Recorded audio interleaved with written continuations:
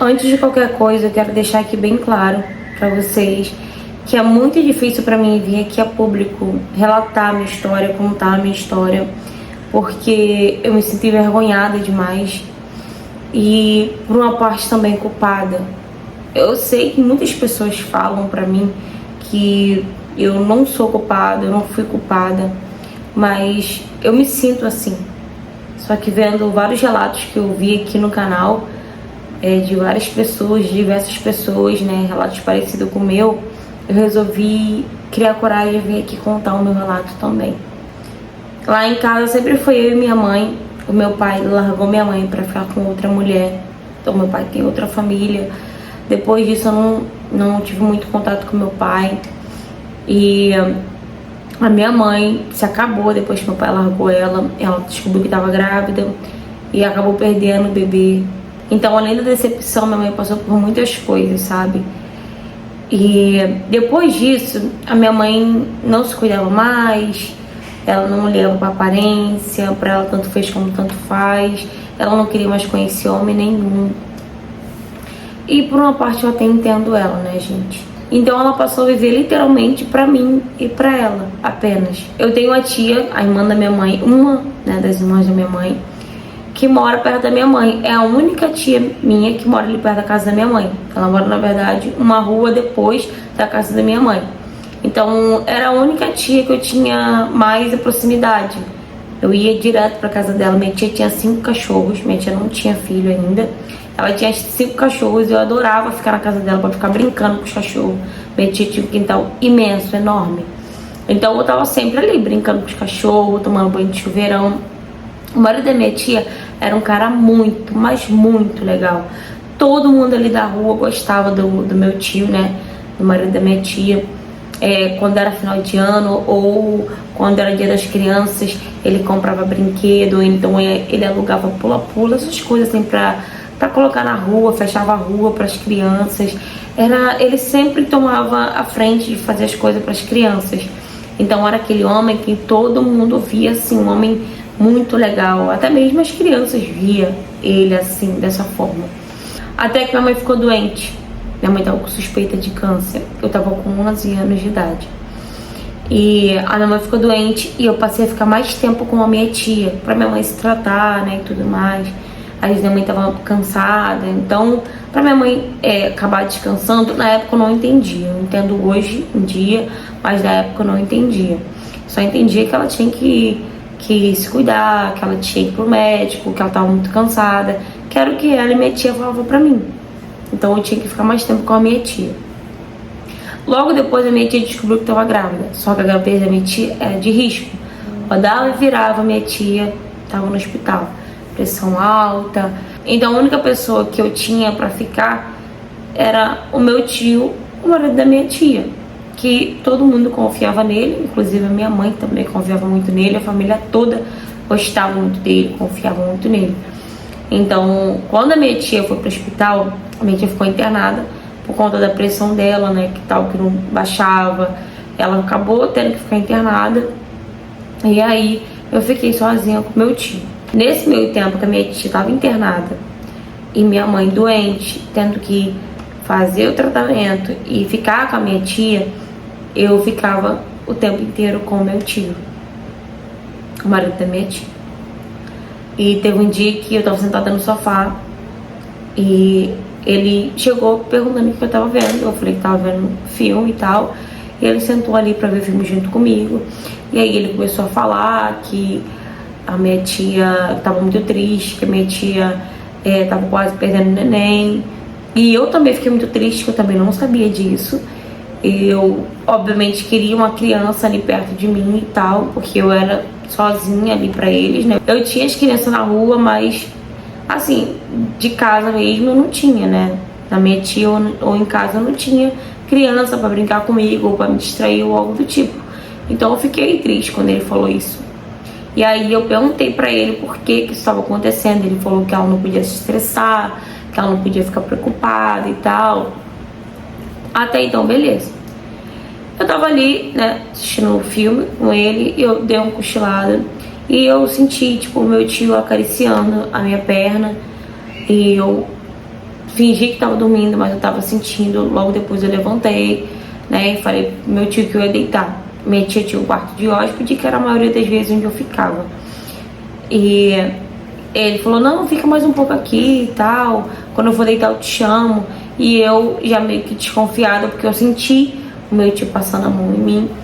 Eu não queria, eu queria ir pro quarto, mas ele insistiu tanto que eu acabei ficando até um pouco retraída e fiquei ali com ele.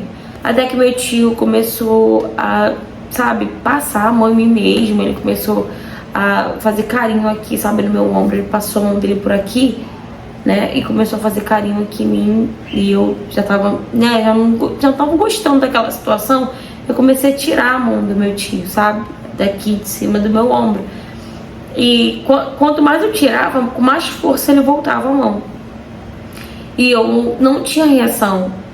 Parece que meu corpo paralisou. Eu não consegui falar nada, eu não consegui falar para tio, eu não consegui nada. Eu não consegui mexer direito. Pra ser sincera, eu não conseguia nem levantar do sofá. Parece que a minha perna travou ali. E nisso o meu tio começou, né, a vir querendo beijar meu pescoço. Eu já não tava entendendo o que tava acontecendo. E eu só empurrava ele, tipo, tio, para. E ele continuava ali. E quanto mais ele fazia as coisas, ele via que eu não tinha reação, mais bruto ele era. E aí ele começou a me puxar, sabe, assim, pela blusa, tirar minha blusa, puxar mesmo minha blusa. E aí começou meio que uma luta ali, eu e ele. Ele puxava minha blusa, sabe, e eu puxava também. E ficava ele puxando e eu puxando. Isso tudo para ele poder tirar a minha roupa. E aí eu comecei a chorar, mas o meu choro era em silêncio, porque eu não conseguia falar nada. Eu não conseguia, tipo, pedir ajuda, eu não conseguia gritar, eu não conseguia fazer nada disso. E ele continuou ali se aproveitando da situação, até que teve uma hora que ele mesmo parece que se tocou, não sei o que aconteceu. Literalmente eu não sei o que aconteceu. E ele pegou e, tipo, me deu um beijo na boca e saiu. Ele foi pro quarto dele e eu fiquei ali na sala tentando entender o que aconteceu. E depois desse dia foi acontecendo essas coisas frequentemente. Em todo lugar que ele me via, ele começava a passar a mão em mim, ele começava a puxar minha roupa. E era assim, era sempre assim, era uma brutalidade, sabe? Como se ele tivesse sentido o prazer de estar fazendo tudo aquilo à força. Ele queria ver eu meio que lutando contra ele. E dentro desses 5 dias que minha tia ficou internada e minha mãe ficou em tratamento e ficar com a minha tia, foi um verdadeiro inferno dentro daquela casa. Parecia que não passava. Eu ficava com fome pra mim não ter que ir na cozinha e não esbarrar com ele, pra mim não ter que ir na sala e esbarrar com ele. Quando ele saía pra fazer os bicos dele, ele voltava, parecia que ele voltava com mais vontade ainda de querer me ver com medo, de querer, sabe, pegar em mim. E ele falava pra mim que se eu contasse aquilo ali pra minha tia ou pra minha mãe, eu poderia colocar a vida delas em risco, tanto a delas quanto a do bebê da minha tia.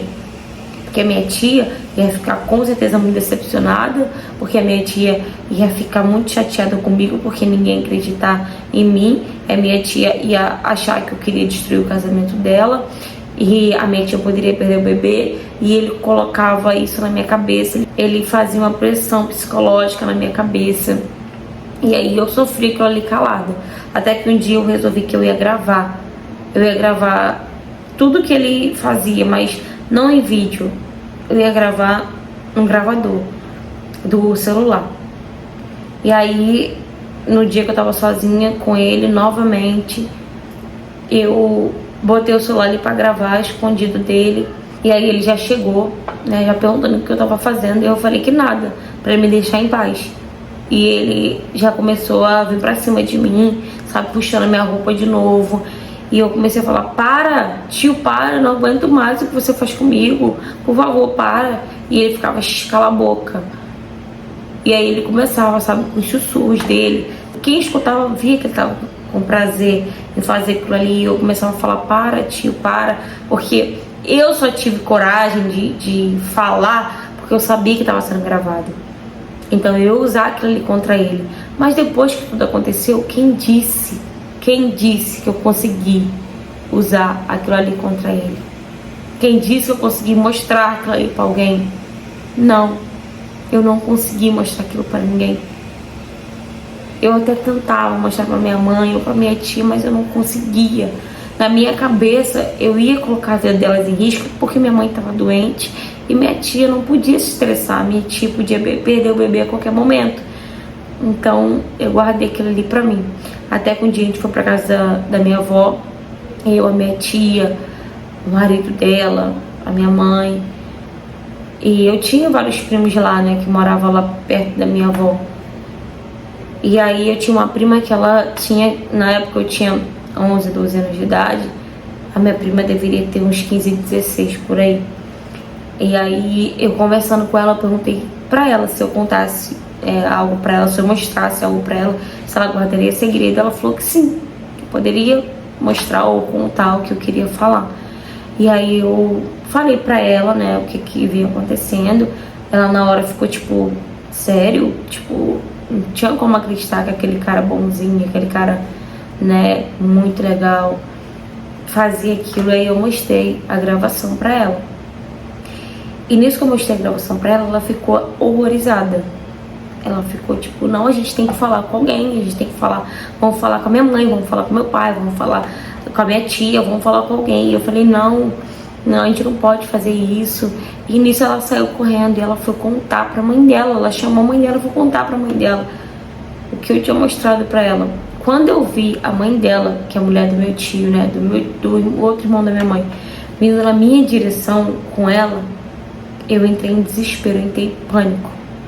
E aí o que eu fiz? Apaguei a gravação. Era a minha única prova. Era a minha única chance de mostrar tudo que ele fez comigo e que eu não estava mentindo. Mas o medo falou mais alto. E eu apaguei. E aí quando elas chegaram perto de mim, a minha tia foi e pediu pra ver a gravação. E eu tinha apagado a gravação. E eu falei que não tinha gravação nenhuma. E a minha prima falou que tinha, minha prima falou que ouviu, que viu sim a gravação. E aí ela perguntou, né, a minha tia, a mulher do meu tio mesmo, perguntou se era verdade tudo aquilo que eu falei pra minha prima, né, pra filha dela. E eu falei que era, só que ela falou, então cadê a gravação que você mostrou pra ela? E aí ela deu um esporro na gente, porque ela achou que a gente tava mentindo. E nisso ela conversou com a minha mãe ficou muito, mas muito chateada comigo, porque ela falou que, querendo ou não, aquilo não era brincadeira, que eu não tinha que sair falando aquilo ali pros outros. E eu falei, tentando falar pra minha mãe que realmente aquilo tinha acontecido e que eu tinha pagado as provas com medo. Eu vendo todo mundo ali reunido, eu fiquei com medo. Eu fiquei com medo da minha tia passar mal e perder o bebê, eu fiquei com medo da minha mãe, sei lá, ter um troço também, porque minha mãe também já tava doente. E eu não tinha, por isso que eu apaguei. Não foi pra esconder nada. E minha mãe não acreditou em mim. Minha mãe não acreditou em mim de jeito nenhum. Minha mãe me deu uma bronca, minha mãe me deixou de castigo. E nisso a minha tia começou a sentir falta de mim, né? Eu sempre tava lá na casa dela, ela começou a sentir falta. E aí ela tava indo lá em casa, minha mãe falou que eu tava de castigo, que eu tava mal criada, que eu tava mentindo. E minha tia começou a falar pra mim que era feio, que eu não podia mentir e tal. E mal sabia ela que o meu maior medo era ela perder aquele bebê. Era minha tia passar mal. A minha tia tentou engravidar há muitos anos. Há muitos anos que ela vinha tentando engravidar. Então, eu não podia tirar aquele direito dela de ser mãe, sabe? E eu sabia que a gravidez dela era de risco. Só que ninguém acreditou em mim. E passou anos e anos. E ele continua vivendo na família, como se nada tivesse acontecido. Só que depois disso que surgiu na família, provavelmente ele deveria saber, né, o que surgiu. Só sei que depois disso ele nunca mais mexeu comigo. Mas mesmo assim, eu queria que ele tivesse, sabe, pago pelo que ele fez, que ele tivesse pagado pelo que ele fez. Mas por eu ter sido tão burra, por eu ter tido tanto medo, eu não consegui provar quem realmente ele era. E até hoje ele continua sendo o homem perfeito da família, sabe? O homem exemplar da família, o homem que ama crianças. Fala, galera! Gente, mais uma história, né, de infantil. Mais uma história de que a mãe, de que os parentes, de que as tias não acreditam na criança. Ou seja, mais uma criança silenciada. Tudo bem que ela apagou a gravação com medo. Ela fez tudo isso, gente. Essa menina fez tudo isso para ela poder proteger a tia, para ela poder proteger a mãe.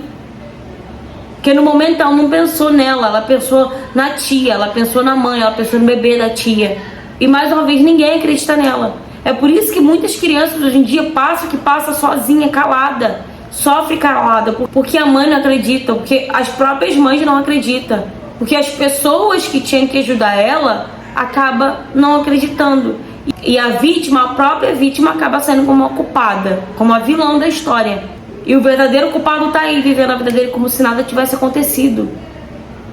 Gente, é um absurdo. Eu sim fico muito revoltada. Eu fico revoltada com mães que não escutam, que não prestam atenção no comportamento dos seus filhos, que acha que sempre a criança mente, porque a criança mente. Gente, criança não mente com uma coisa dessa, pelo amor de Jesus Cristo. Então, você não é culpada, não se sinta assim culpada, porque você não é culpada. Só você sabe a pressão psicológica que você tava, né? O que você passou na mão desse monstro, né? Também não fala outra coisa aqui. Então não se sinta culpada de jeito nenhum. Você foi culpada nessa história. A gente entende, sim, a gente entende que por um momento de medo você acabou apagando a gravação. Mas de qualquer forma, se você não tivesse gravado, você também não teria gravação. Então, você teria que pelo menos ter sido escutada, né? Pelo menos ter sido apoiada pela sua família, né? Pela sua mãe. Mas, infelizmente, gente, muitos casos desses acontecem. Até porque a maioria desse tipo de pessoa, como esse indivíduo, ele tá ali por perto, na família. Ele tá ali por perto, ele não tá longe não, ele tá por perto. Então, mais uma vez, eu peço encarecidamente pra você que é pai, pra você que é mãe. Gente, pelo amor de Deus, preste atenção no comportamento do filho de vocês. Converse com o filho de vocês, passe confiança pro filho de vocês. Não deixe com que a criança passe por isso sozinha. Imagine como é que é pra essa garota conviver com uma pessoa que fez tudo o que fez com ela e até hoje tá na família como se nada tivesse acontecendo. Como se nada tivesse acontecido, na verdade. Então eu deixo mais uma história de alerta aqui pra vocês, pais. Uma criança, ela não mente em relação a isso. Isso é fato. A criança, ela não mente. A criança, ela mente pra ganhar alguma coisa, pra ter alguma coisa. Agora, mentir em algo assim... Então, quando o filho de vocês falar que fulano fez isso, que fulano fez aquilo, que tá acontecendo isso, acredite. Acredite e vá atrás. E denuncie. Não deixe com que ele saia impune. Tá bom, gente? E se você já passou por algo parecido, tem qualquer tipo de história pra me contar, seja qual for o tema, me mande mensagem no direct do Instagram pra me trazer sua história aqui no canal também, tá? Curta bastante, comenta bastante, compartilha bastante pra gente estar engajando mais o canal. E se você não for inscrito no canal, aproveita e se inscreve aqui. Um beijo e até o próximo vídeo.